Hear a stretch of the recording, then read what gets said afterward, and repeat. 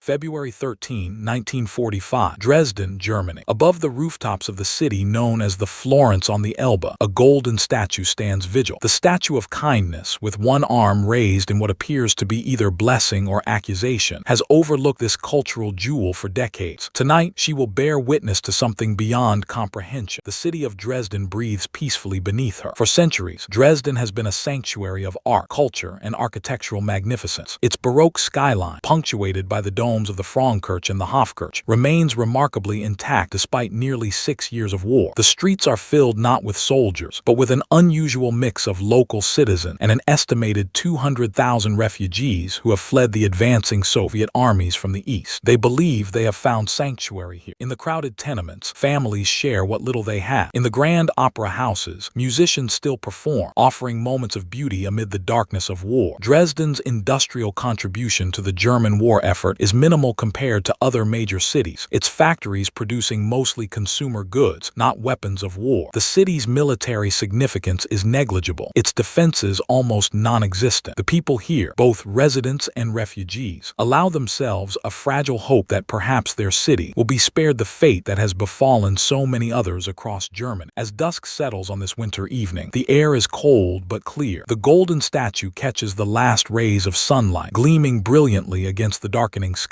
Below, the city begins to settle for the night. Mothers tuck their children into bed, couples share whispered conversations, and the refugees in temporary shelters try to find comfort in their relative safety. None of them know that hundreds of Allied bombers are already airborne, heading their way with a payload that will transform their city into an inferno. The statue of kindness, with her golden face turned toward the heavens, continues her silent watch. In the coming hours, she will see her city transformed into a hellscape of fire and death. She will remain one of the few structures left standing in the city center, a silent witness to one of the most controversial events of World War II. Her raised arm will come to symbolize not kindness, but accusation, a question posed to history about the nature of war, the price of victory, and the boundaries of human morality in times of conflict. Tonight, the Golden Angel will watch as Dresden burns, and history will forever question whether this was an act of military necessity or an unforgivable crime against humanity. The winter of 1944-1945 marked a pivotal moment in World War II.